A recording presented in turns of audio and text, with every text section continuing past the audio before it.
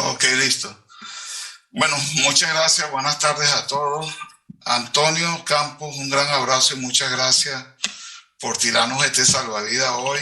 Sí, verdad que ni excusa, sino claro que sí. Como buen mexicano, cuenta conmigo que ya voy. Y aquí tenemos a Antonio. Bueno, Gracias. la idea es hacer un conversatorio y con unos tips más que todo que vamos a dar. Y a mí me toca la parte de producción de tilapia en la región y Antonio va a hablar de cómo se produce o los sistemas de producción o de cría de tilapia.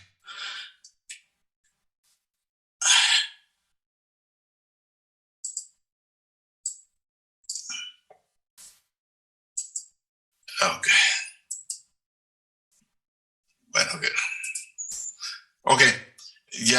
Yo siempre peleo con esto, ¿no? Aquí está, la primera lámina es la que nos dice o nos indica cuál es la producción de tilapia en la región. A mí me gusta aclarar varias cosas. Uno, ahorita hay cifras más actualizadas de Rabobank que la hace en función de encuestas y otra es la fuente secundaria o en algunos casos primaria que tomo. Y me gusta mucho cruzar esta cifra con las cifras de venta de alimentos que se pueden conseguir también, ¿no? Y a los vendedores de balanceado. Y esto nos da una idea entre las cifras del gobierno, las cifras de Rabobank y las cifras de mercado para llegar a construir una verdad, que no quiere decir que sea la verdad absoluta. Entonces, este es el estimado de cierre del 2022. El país líder de la región en tilapia es Brasil. Aquí se mantiene la cifra de peces, que es la asociación o el grupo de asociaciones productoras de peces de Brasil, porque la cifra del gobierno está como 150.000 o 200.000 toneladas más abajo. Pero yo trabajo con la cifra y es la que trabajamos en el mercado con la cifra de peces. Es la que más nos acerca a la realidad. Colombia, Colombia con unas 140.000 toneladas, eh, unas 145.000 toneladas es el estimado. Todavía AUNAD no ha dado la cifra de este año. Algunos hablan de 120, 130, pero el número que suena con los crecimientos, lo que viene el año pasado es 145.000 toneladas, por ahí está Colombia. México tiene una caída en 45.000 y los otros países que son significativos en producción son Honduras con 31.000 toneladas o 30.000 toneladas este año, anda alrededor de esto, y Costa Rica con unas 13.500. Cuando vemos acá en la gráfica de barras, vemos esta curva anaranjada, aquí hay una inflexión, aquí está el 80% y el 80% del mercado, el pareto del mercado lo está haciendo Brasil y Colombia. Son los grandes contribuyentes de producción de tilapia en, en la región. Lo otro es estas estadísticas de importaciones. Le doy las gracias a Jaime Macías y a Francisco Murillo. Ellos pudieron sacar esto mucho más fácil de las estadísticas del Departamento de Agricultura y Cría. Ahí están disponibles, pero no son fáciles de obtener. Se necesita unos códigos de importación, pero que lo manejan mucho los exportadores para poder dar con los números, ¿no? Entonces lo tuve gracias a ellos. Y yo estoy peleando hace rato aquí con la presentación, no sé qué pasa. Y tenemos en la gráfica de la izquierda lo que es la importación de filete fresco a los Estados Unidos. La curva gris es Colombia. No quise poner la del 2021 porque iba a ser una presentación muy larga, sino la del 22. Colombia es el líder y cuando vemos los números, Colombia a noviembre tenía un acumulado de 9.300, casi 9.400 toneladas de filete fresco exportadas a Estados Unidos, con una velocidad de cierre de 10.200 toneladas, seguido de Honduras, y es el segundo año consecutivo que Colombia supera a Honduras como proveedor de filete fresco en los Estados Unidos. Honduras viene con 8.000 toneladas y el líder hasta hace 2 años en este renglón era Honduras. Y Costa Rica viene con 3.747. Ojo, Honduras es una sola granja. Colombia son varias granjas o varios grupos que están exportando a Estados Unidos, pero vemos las estadísticas por país. Cuando vemos el otro lado del espejo, que es el filete congelado, y aquí puse todos los países, no solo en Latinoamérica, vemos la gráfica si es solo Latinoamérica, porque China se sale de esta gráfica. Vemos que Honduras venía subiendo y Brasil en filete congelado, y de tercero Colombia. Y hay una caída en Brasil y en Honduras a partir de agosto, pero cuando vemos la cifra, y esta es la razón de los precios bajos de tilapia, o lo que nos inundan los mercados a nosotros, como China con 84.000 toneladas acumuladas de filete congelado solo a Estados Unidos, con un cierre casi 92.000 toneladas.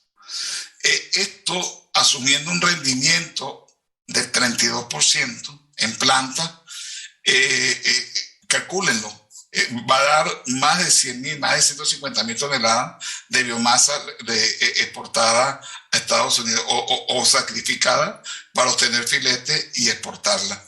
En los países locales, Colombia se mantiene bajo, y de lo de Latinoamérica, Brasil es el que es más alto, exportando con 1.224 toneladas de estimado de cierre. Cuando vemos la consolidación del mercado, esto es lo que es, incluye la tabla de la izquierda, lo que es filete fresco, filete congelado, tilapia entera, fresca y congelada. Tomen nota de esta cifra: 5.300 toneladas de tilapia fresca exportada entera a los Estados Unidos, roja. ¿Ok? Honduras exporta, pero algo de gris acá, entera. Y son los 2 países de Latinoamérica que son los líderes exportando, pero Colombia tiene un nivel mayor de exportación en comparación con el resto de los países. Transformando este filete fresco y este filete congelado a biomasa entera, para poder alcanzar este número, tenemos que lo que se produjo en Colombia para exportarse entero fue 39.000 toneladas. 39.000 toneladas. Seguido de Costa Rica con 11.813 toneladas, que esto es una sola granja, que esto es casi 12.000 toneladas cuando ellos producen 13.000, y ellos dejan más o menos unas 1.200, unas 1.400 hasta 1.500 toneladas de mercado interno, y Honduras con una sola granja, el equivalente a 31.000 toneladas este año. ¿Ok? Brasil no solamente importó 7.000. Brasil tiene una alta demanda interna de pescado, de proteína, y gran parte de este pescado se consume dentro de Brasil. ¿Cuáles son los puntos resaltantes? Y disculpen, está en inglés. Como dijo Toño, unos recortes va empatando las presentaciones. Primero que Centroamérica, la producción en Centroamérica está consolidada o concentrada, si se quiere, básicamente en Honduras y en Costa Rica, cada país por una sola granja. Brasil es el mayor productor de tilapia en la región, definitivamente, y tiene un alto potencial, o sea que todavía no alcanza el techo. Y en especies de agua dulce, peces de agua dulce, lo que son especies nativas, anda alrededor de 260.000, 270.000 toneladas de pescado. O sea que todavía sigue mucho más allá. Sin embargo, tilapia es el segmento de mayor concentración de producción y de grupos organizados. Hay cooperativas como Grupo Valde que tienen frigoríficos, plantas de alimentos, y agrupado, no sé el número exacto, pero se habla de más de 1.000 y tantos productores agrupados en esta cooperativa. Otra cosa que es importante llamar la atención es que el 50% de esta producción a nivel regional se hace en jaulas. Y eso es lo que ha disparado la producción en países como Brasil. Las 30.000 o 31.000 del 22 de Honduras son en jaulas, y un gran aporte también en jaulas se ha dado o se viene intentando todavía hacer o crecer en México, en jaulas, donde los países han abierto los embalses. Colombia tiene una gran proporción de su producción en Neiva, aproximadamente unas 30.000 a 35.000 toneladas, que es la carga del embalse en jaulas y en los alrededores en estanquerías, ¿no? Pero es muy importante estos cuerpos de agua destinarlos a piscicultura por una necesidad de seguridad alimentaria. Hoy en día tilapia, cuando comparamos con Colombia, si usamos la cifra que se está proyectando oficialmente de 120.000 toneladas o 100.000 toneladas y se fueron 40.000, entonces creó un hueco de demanda interna. Por eso que y cuando uno hace las encuestas entre plantas de alimentos, productores y ve lo que se está llegando al mercado, dice, o sea, ha crecido, pero sigue manteniendo el consumo interno. En México también es un buen ejemplo de que tilapia es parte de seguridad alimentaria del país. Igual en Brasil. Y en Centroamérica mucho más. Tenemos un caso muy particular ahorita en la región, donde en países pequeños como Guatemala, San Salvador, es muy importante la producción de tilapia, y sobre todo en el pico de venta para Semana Santa, todo consumo interno. O sea, es parte, y esto lo subrayo y lo repito, de producto de seguridad alimentaria, no solamente, y adicional en un rubro de exportación. Una particularidad es que se mantiene con mucho más raciocinio, mucho más control que antes la medicación en los mercados. Y hemos visto que cuáles son los países que son exportadores a los Estados Unidos, y básicamente por la cercanía a los mercados. ¿Okay? Esto le da una ventaja competitiva a la región. Ya hablé de la seguridad alimentaria. No está exento de las regulaciones ambientales en la región, siguen incrementándose, sobre todo con la parte de sustentabilidad o sostenibilidad, como lo queramos llamar, del medio. Y esto es un aspecto de consideración a la hora de crecimiento y nuevos proyectos. Otro factor o tendencia en el mercado es que hoy en día la salud, o lo que es el tema salud y bienestar animal, ha sido tomado con bastante importancia y relevancia en países como Brasil, en Centroamérica lo viene haciendo desde hace tiempo.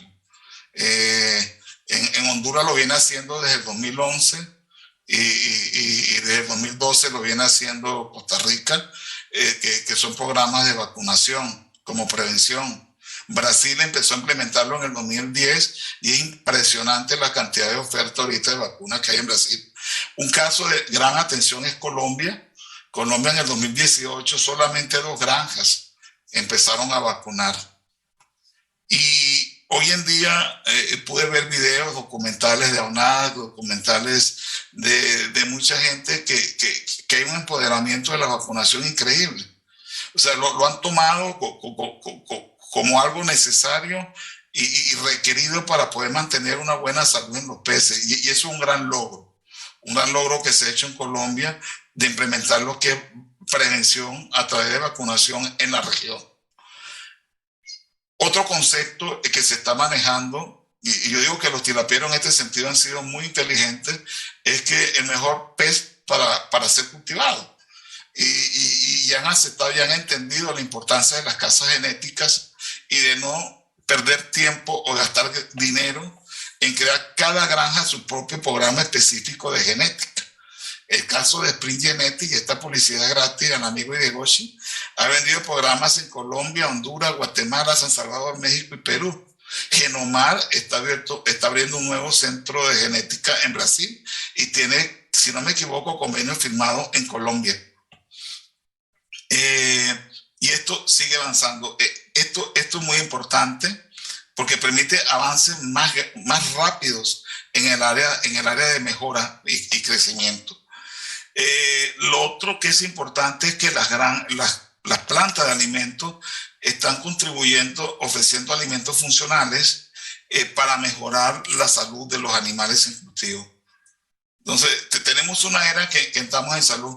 Esta lámina se la tomé prestada a mi amigo Darry Jory, que es la visión de la industria, ¿no? Mejores animales, le hemos explicado ahora con las herramientas ómicas, esta ciencia que está estudiando el organismo desde un punto de vista de grupos de moléculas, de genética, de la parte de proteínas, de la parte de bioquímica de que tenemos los organismos para lograr un mejor desarrollo y una mejor salud. La tecnología de granja ha avanzado hacia el uso de agua, intensificación, biofloat, y la fase muy importante de nurturing, de lo que son los IPRS, el concepto de restweight dentro de los mismos estanques, policultivo, inland, o sea, trae sistemas ya con estos RAS y venicia a tierra. Lo de la salud lo hemos hablado, no solamente vacunas, se ha incorporado inmunoestimulantes, fitogénicos, todo, una serie de herramientas o de recursos para evitar o reducir el uso de antibióticos y la nutrición, como le explicaba, buscando no solamente la parte de mejoras desde el punto de vista nutricional, sino también mejoras desde el punto de vista de manejo y alimentación de precisión. ¿Ok? Alguien me preguntaba hace 40 años cuando estábamos arrancando Ricoa, si era posible alimentar los camarones como pollo. Los biólogos me decíamos, no, porque ellos no comen carratico, que no. Hoy en día se alimentan como pollo, se les escucha y los alimentadores empiezan a disparar, ¿no? Ya han visto que mayor frecuencia, mejor conversión. Esto hace 40 años no lo veíamos posible. Hoy se está haciendo, ¿no? Y otras tecnologías como robótica, computación, hoy en día se pueden tener programas y ver lo que está pasando en la granja, tanque por tanque, niveles de oxígeno en un celular.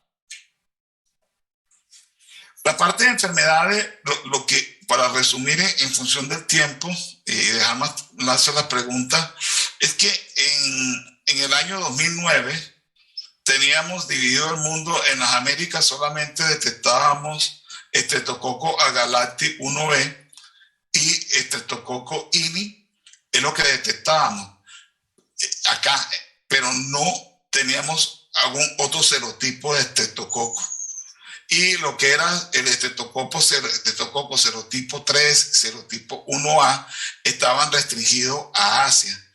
Hoy en día,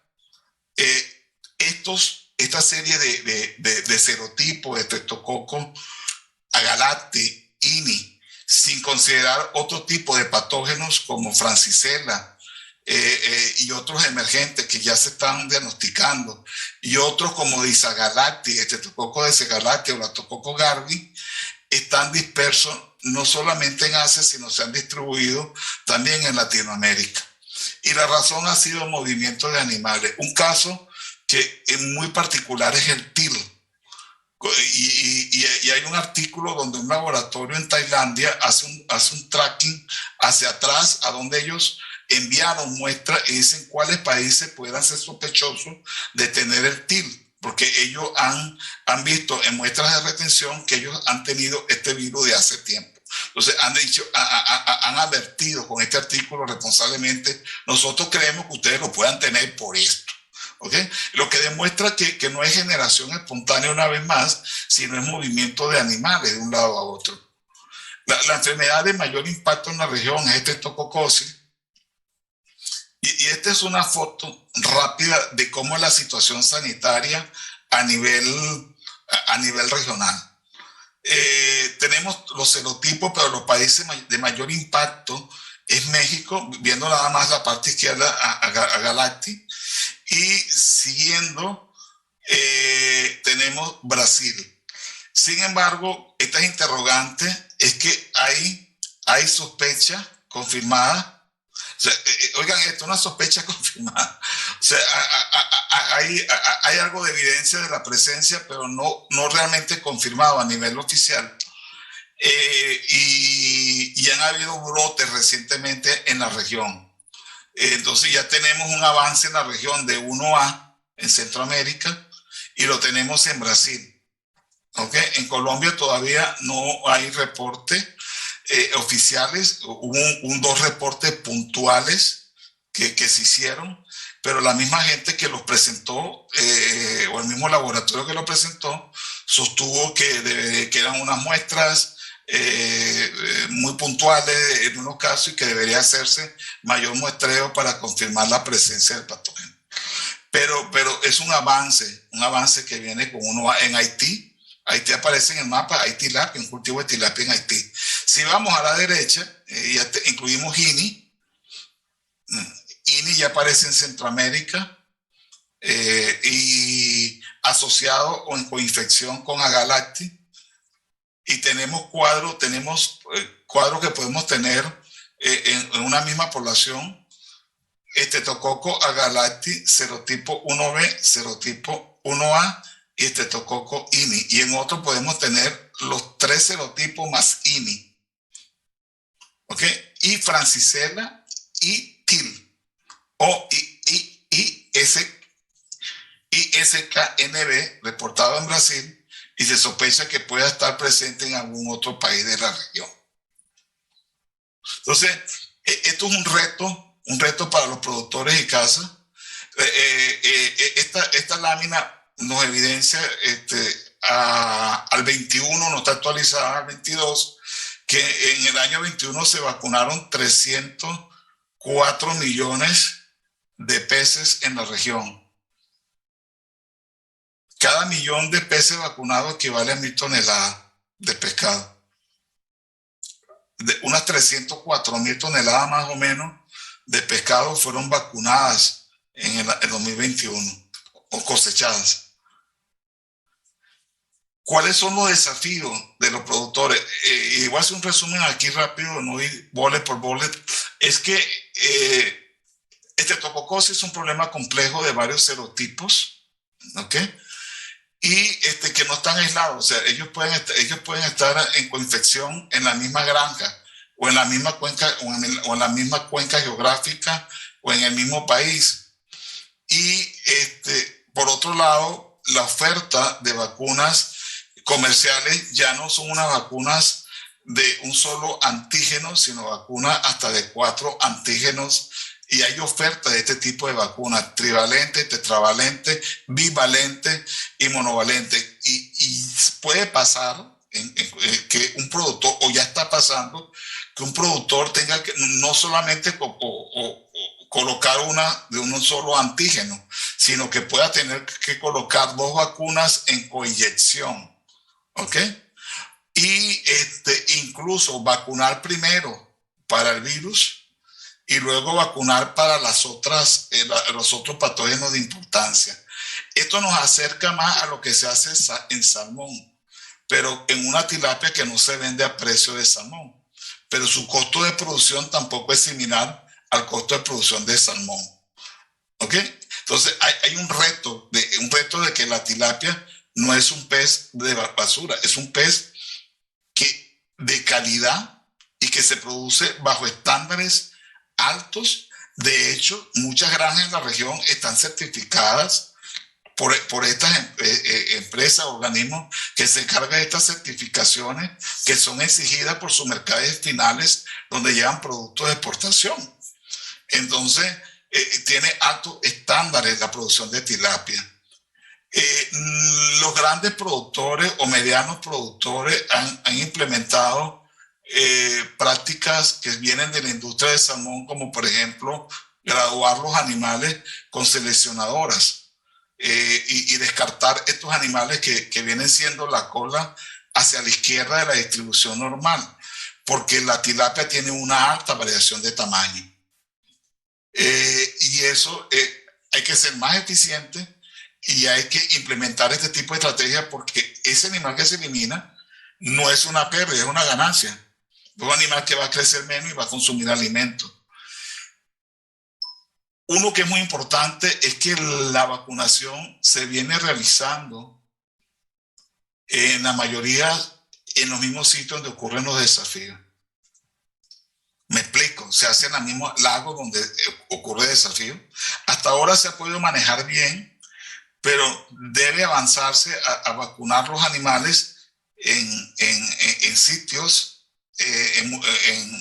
especiales o en el hatchery que desarrollen su periodo de inmunidad en esa instalación y luego llevarlo al sitio de desafío. Eso quizás en este momento donde hay alta presión en algunos centros o áreas de cultivo o, por ejemplo, en algunos lagos, que algunas vacunas no estén dando lo que venían dando, porque hay una presión adicional de patógenos en la región o muy alta en la zona donde se lleven. Y los animales se están vacunando sin haber desarrollado y se dejarlos, en el sitio donde está este desafío sin haber desarrollado su periodo de inmunoprotección. Entonces, ya por lo menos, eso tengo que borrarlo, ya hay alguna oferta de vacuna para iridovirus, que es de la familia donde pertenece el TIL y el SKNB. Desconozco los resultados, pero hay una oferta y hay que decirla. Finalmente, es que yo soy partidario, o mi visión es que el salmón, el modelo salmón, debe traerse a tilapia. Muchos productores, pero es que esto es tilapia, esto no es salmón, y para tilapia, tilapiero, zapato a su zapatero. Yo siempre digo esto cuando llego a este tema. Tuve la oportunidad de trabajar unos 6 meses con Harvey Persign en el siglo pasado. Los que son camaroneros saben quién es Harvey Persign. Y él me decía, Mario, cuando se te agoten las ideas en acuacultura, voltea a ver pollos, ¿ok? Multisitios, esto viene de avicultura, multisitio de producción y de cerdos. O sea, tener en un lado lo que es la incubadora, en otro lado lo que es el levantamiento de alevines y en otro lado tener los engordes. Son 3 sitios de producción.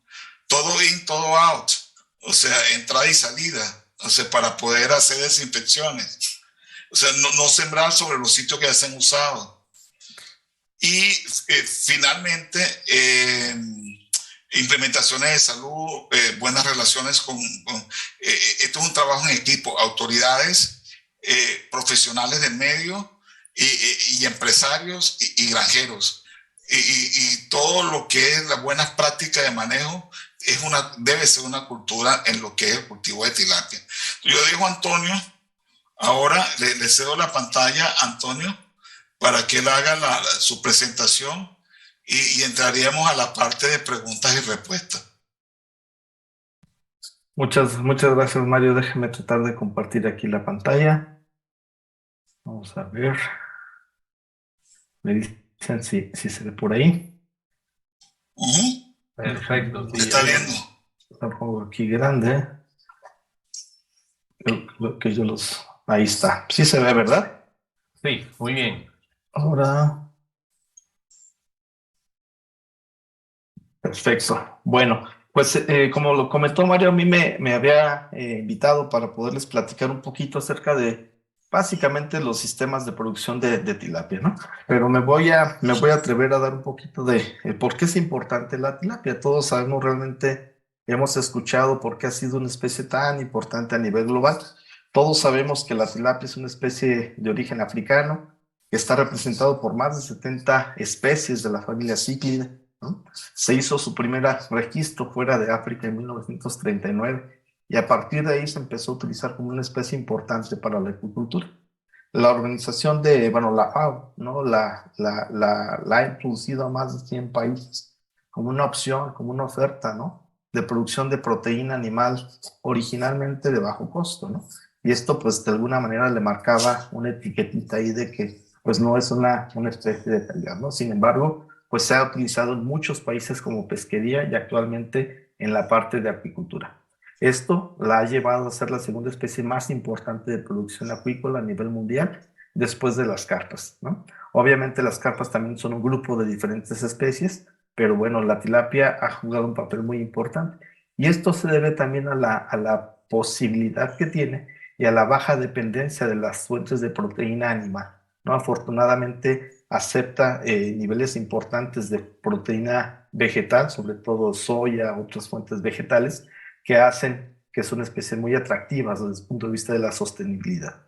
Esto, bueno, a nivel global ha originado que la tilapia es una empresa, una industria, ¿no? De más de 8.000 millones de dólares a nivel global, ¿no? Y algo que es bien importante, se hacían algunas proyecciones del cultivo de tilapia para el 2030 y se decía que se iban a requerir para el 2030 7.3 millones de toneladas. Si nosotros revisamos las cifras actuales de la producción de tilapia, creo que este año rebasamos ya ese nivel de producción de tilapia. Es decir, la proyección que se tenía en el 2013 para el 2030, pues ha sido superada y la vamos a rebasar, ¿no? ¿Y qué es lo que ha hecho que la tilapia es una especie importante a nivel global? Son dos momentos importantes, yo sumaría uno más en un momento. Uno de ellos es la reversión sexual de la tilapia. Originalmente la tilapia que se cultivaba o que se empezó a cultivar era la tilapia mozambica.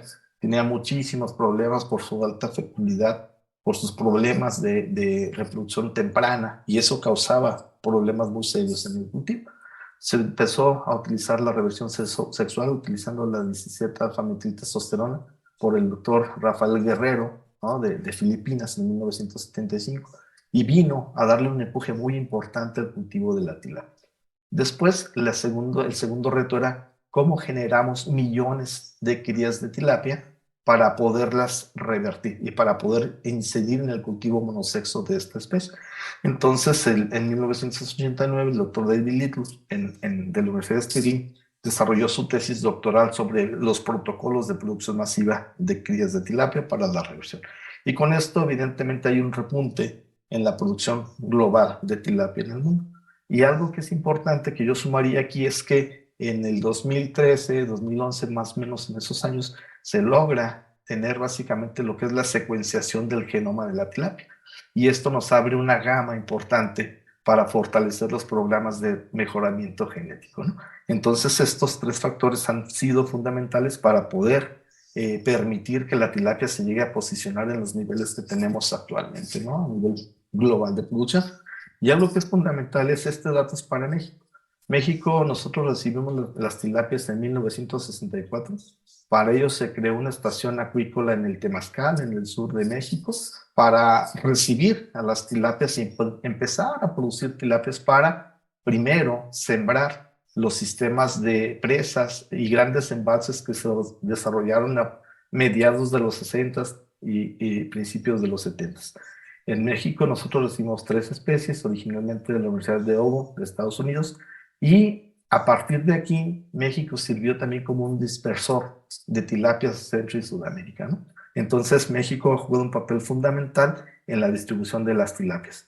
Originalmente las tilapias en México jugaron un papel de producción de alimentos a través de la pesca, y fue una base fundamental de varias pesquerías de grandes embalses, ¿no? Uno de ellos es el caso de Infiernillo, que es un embalse que tiene más o menos 40.000 hectáreas y que llegó a ser el principal productor de tilapia en América Latina, con cerca de 20.000 toneladas anuales a finales de los años 80 del siglo pasado, ¿no? Entonces esto obviamente potencializó a las tilapias, pero obviamente la pesquería se vino abajo y ahorita el uso que se le está dando más que nada en México y en otras partes del mundo y en Latinoamérica es por la acuicultura, ¿no? Ahora, lo que me decía Mario, ¿cómo realmente cultivamos las tilapias, ¿no? Y esto es, voy a dar una visión general con los sistemas de cultivo más comunes para el cultivo de tilapia en Latinoamérica. Normalmente en México y en otras partes de Latinoamérica se cultivan las tilapias en estanques rústicos, con densidades bajas. Cuando no se tiene una aireación, se pueden sembrar de 4 o 5 organismos por metro cuadrado. Si se tiene una aireación, ya sea por aireadores de paletas, inyectores de aire, etcétera, se puede incrementar esta densidad. Todo esto va a depender fundamentalmente de la selección del sitio, que esto va a ser el punto medular para que un proyecto sea exitoso. La selección del sitio, independientemente si se va a hacer el cultivo de tilapias en estanquería, en estanques rústicos o en jaulas, va a depender del sitio donde se vaya a establecer el cultivo. Si el suelo es adecuado, si tiene niveles de arcilla correctos, pues podrá retener el agua y permitir el cultivo de la tilapia en estanques rústicos, es decir, se hace el estanque nada más y no hay necesidad de recubrir con un material externo, simplemente se adecua, se nivela, se apisona bien y si mantiene el agua, pues se puede cultivar la tilapia, ¿no? En caso de que tengamos problemas de suelo, que tengamos suelos malos, que tenga mucha arena, que tenga mucha piedra, grava, pues se utilizan estanques de geomembrana. Estos estanques de geomembrana se hicieron muy famosos en México porque hubo campañas de apoyo del gobierno federal para replicar estos modelos de cultivo y también se utilizaban mucho invernaderos como los que vemos aquí. Entonces estos sistemas fueron muy importantes, pero también hubo mucha abandono en México por estos sistemas, ¿no? Porque se requería muchísima inversión, se requería mucho esfuerzo para poder habilitar y operar todas estas unidades de producción. Lo importante es que son sistemas bastante prácticos, que se pueden manejar muy bien y que requieren y permiten generar hasta 2 ciclos de producción al año en las condiciones de México, ¿no? Estos sistemas son poco comunes en Latinoamérica. Hemos visto estanques rústicos prácticamente en Colombia, en Guatemala, en Honduras, en Nicaragua, en otras partes, pero de este tipo de geomembranas muy pocos hemos visto fuera de México. Existen otros estanques como estos también son recubrimientos de liners, es un plástico de polietileno de alta densidad que son utilizados para incentivar el cultivo de tilapia en estanquería.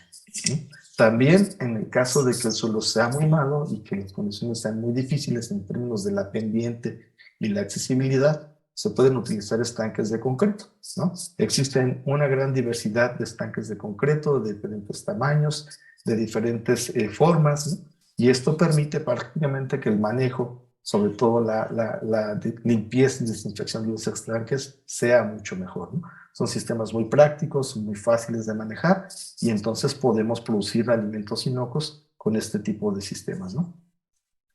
Ahora, otro de los sistemas que surgió mucho y que se replicó en Colombia, en México, fueron los sistemas Biofloc, ¿no? Donde se utilizaban sistemas de invernaderos, que los llamaban también fotobioreactores, para estimular la productividad primaria y para poder hacer un cultivo combinado de peces con de compuestos del medio acuático, ¿no? Sobre todo bacterias, algas, etcétera, para facilitar y mejorar la calidad del agua y evitar tanto recambio de agua, ¿no?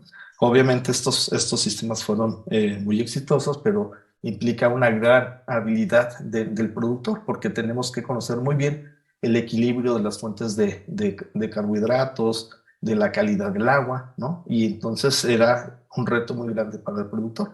Sin embargo, son sistemas que se han implementado para favorecer el cultivo intensivo de tilapia en estanquería, ¿no?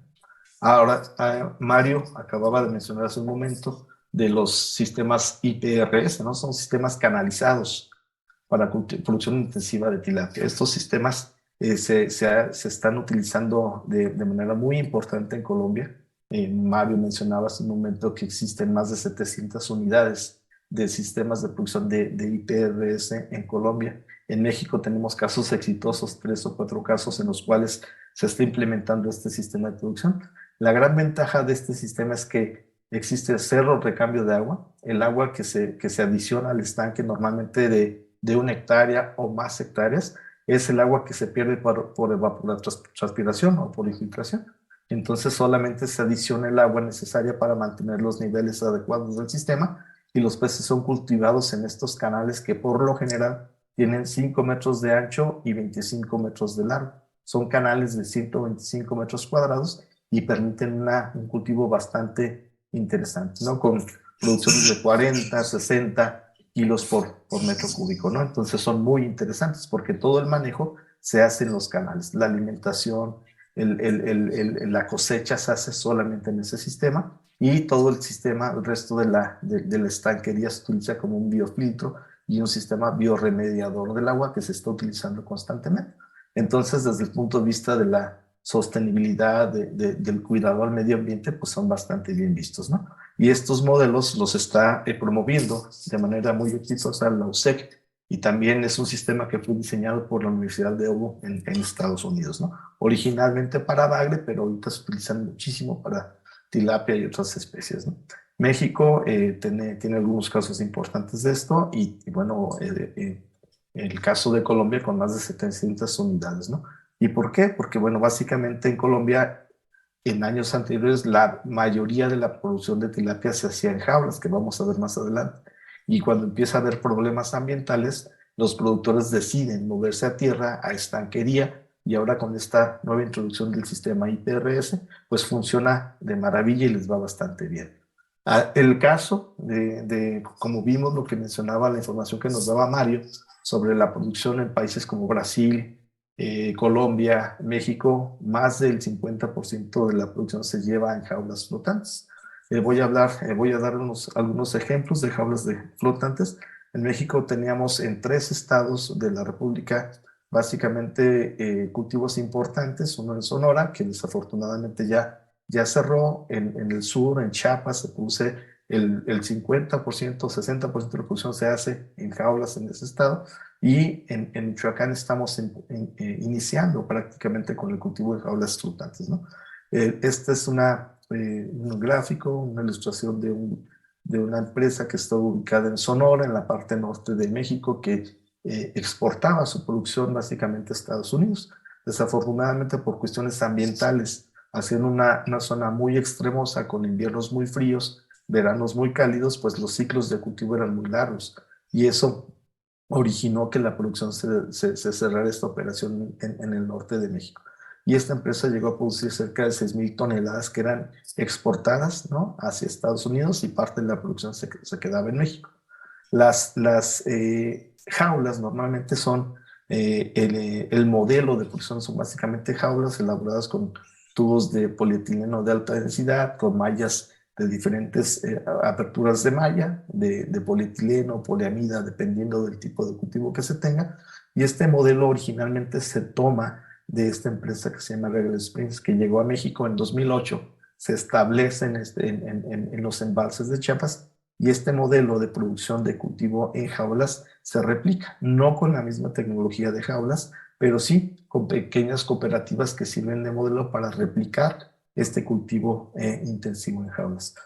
Actualmente en Chiapas se deben de estar produciendo, esta empresa tiene una meta de producción de 25,000 toneladas, y otro tanto de producción se producen por medianos y pequeños productores en Chiapas, aproximadamente otras 20,000 toneladas. Entonces, esta empresa se envió de modelo para la replicación del cultivo de tilapia en jaulas flotantes. Aquí algo que es fundamental y que sí voy a hacer mucho énfasis es que los gobiernos deben de tener mucha apertura, pero sobre todo información para poder determinar la capacidad de carga de los embalses. Recuerden que yo hablaba en México que la importancia de la tilapia llegó básicamente para introducir las tilapias, para incentivar e iniciar una pesquería.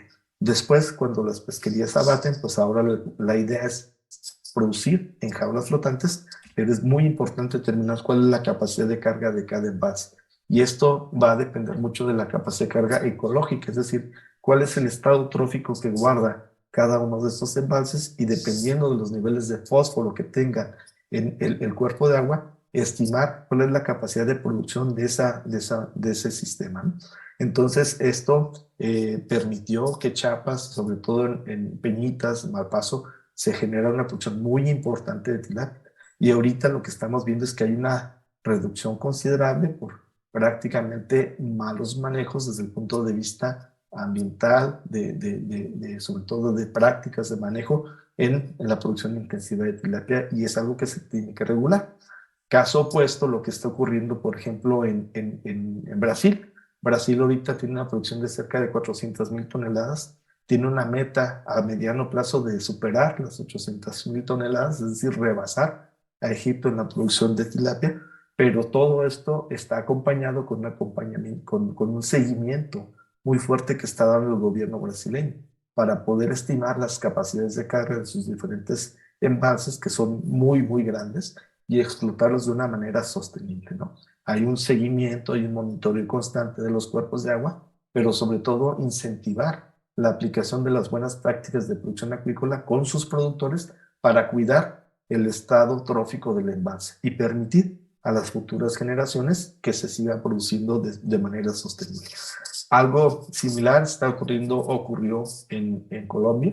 De hecho, parte de por qué ha sido tan exitoso los sistemas de IPRS en Colombia es que sufrieron por momentos muy críticos de calidad de agua en el embalse de Betania, que es donde se produce la mayor cantidad de tilapia en jaulas flotantes en Colombia. Entonces, cuando tienen problemas muy fuertes de mortalidades, de enfermedades, de manejos, sobre todo de calidad de agua, empiezan a buscar alternativas de cultivo en estanquería y por eso se mueven también a este sistema IPRS. Entonces, son sistemas muy productivos donde se pueden tener producciones de 60, 50 kilos por metro cúbico. Lo ideal es que no se superen los 30 kilos por metro cúbico para que se pueda establecer un sistema que sea amigable con el medio ambiente, ¿no? Hay experiencias muy, muy tristes, lamentables de mortalidades que se dan porque se rebasa mucho esta capacidad de carga, ¿no?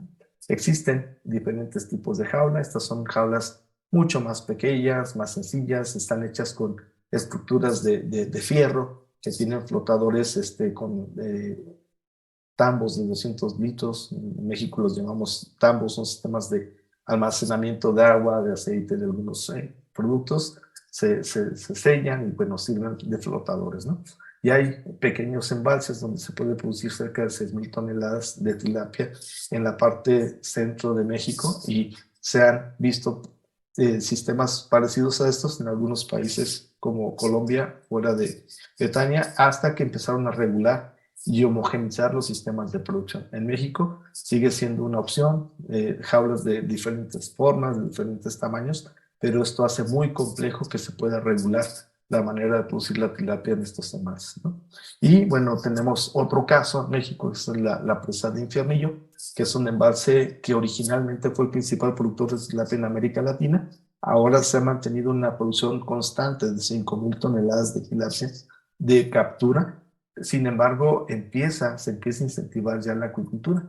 Ahorita se producen cerca de 4,000 toneladas en este embalse y se está trabajando muy fuerte con ellos para poder generar unidades de manejo acuícola, para poder evitar que se repitan problemas de manejo, problemas de enfermedades, problemas de eutrofización y cambios del estado trófico del embalse. Entonces estamos participando mucho, trabajando mucho con los productores y con el gobierno federal para favorecer y para incentivar que se haga una producción responsable en estos embalses, ¿no? También como una alternativa en sistemas que han sido ya colapsados o que tienen problemas de mezclas, el utilizar los sistemas IPRS flotantes. ¿Por qué? Porque hay pequeños embalses donde frecuentemente ocurre una mezcla, es decir, hay una estratificación de las capas de agua, donde normalmente las capas media y de fondo del agua se quedan sin oxígeno, y entonces cuando baja la temperatura de manera drástica, viene una mezcla. Esto ocasiona que los peces que están siendo cultivados en las jaulas mueran. ¿Por qué? Porque todo el oxígeno se abate, porque en el fondo no hay oxígeno, hay una alta actividad bacteriana y entonces causa que cuando se mezcla la columna de agua se mueran los peces. Estamos haciendo algunas pruebas en algunos embalses para evitar que existan estas mortalidades y poder utilizar los sistemas de IPRS flotantes para evitar estas mortalidades en embalses medianos, ¿no? Esto en México ha ocurrido en varios cuerpos de agua y es una situación que es repetitiva, ¿no? Cada 4, cada 5 años hay una mezcla y causa mortalidades, ¿no? Entonces, el cultivo de jaulas es muy atractivo, es muy interesante, pero otra vez volvemos a caer en que el éxito de estos cultivos va a recaer en una buena selección del sitio, ¿no? Y para eso se requieren estudios muy profundos de batimetrías, de corrientes, de calidad del agua, de accesos, de seguridad. Y normalmente todos estos estudios los productores los omiten. Entonces, cuando normalmente nos llaman y tenemos problemas de mortalidades o tenemos problemas de que existen enfermedades, todo esto se debe básicamente a una mala selección del sitio, ¿no? Entonces, eso es muy interesante, es muy atractiva la producción intensiva de tilapia en jaulas flotantes, pero se tienen que hacer estudios muy sólidos para poder mitigar estos problemas, ¿no? Pero sobre todo debe de haber un acompañamiento con la parte gubernamental. Un ejemplo claro es Brasil, que está trabajando muy fuerte, está aperturando y dando oportunidades jurídicas y legales para que los productores puedan tener el acceso al agua en los grandes embalses y a producir tilapia de una manera muy responsable. Entonces, a manera de conclusión, yo podría decir que el cultivo de tilapia ha generado bienestar y desarrollo regional, ¿no? En muchos países de Latinoamérica. Hay ejemplos muy importantes de producción en Colombia, pasando por los dos sistemas de producción, tanto en jaulas de cultivo como ahora en sistemas en estanquería, ahora también empleando los sistemas de IPRS, ¿no? La generación de alimentos inocuos y fuentes de proteína de excelente calidad, pero sobre todo que es altamente sustentable, ¿no? ¿Por qué? Porque el requerimiento de harina de pescado, de aceite de pescado, es cada vez menor, ¿no? Gracias a las fuentes vegetales de aceite, de proteína vegetal, ¿no? Bueno, se recomienda realizar el cultivo de manera responsable y eficiente. A esto me refiero con responsable desde el punto de vista ambiental, con un acompañamiento por los gobiernos. Hace un momento hablábamos de esta apertura de los gobiernos a incentivar la producción intensiva de peces para el consumo humano y para garantizar una seguridad alimentaria y detonar la actividad acuícola en los diferentes países, ¿no? Hay países que tienen ciertas restricciones, como Guatemala, por ejemplo. En Nicaragua se intentó hacer un cultivo intensivo de tilapia en jaulas en un lago muy importante, pero pues esta iniciativa no continuó. Era una iniciativa que tenía inversión noruega y desafortunadamente no cojó, ¿no? En otros países como en Colombia, en Honduras, pues esta manera de producción en jaulas es muy bien vista y muy aceptada. Sin embargo, pues ya existen ciertas limitaciones ambientales, ¿no? Sobre todo en Honduras, ¿no? Y Colombia ya pasó por eso, trabajó muy fuerte. La FEDEACUA trabajó de una manera muy importante para homogenizar y igualar las formas de producción de tilapia para poder poner límites y para poder predecir con mucha eficacia cuánto se debe de producir sin impactar el estado trófico y la calidad del agua de sus embalses.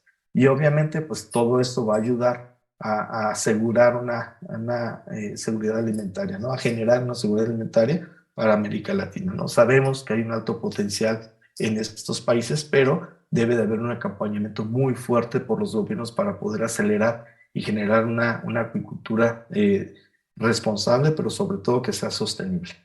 Si hay dudas, pues con mucho gusto estamos para servirles y les dejo por aquí mis datos por si hay alguna otra pregunta que quieran que tratemos a mayor detalle. Es todo, Mario. Muchas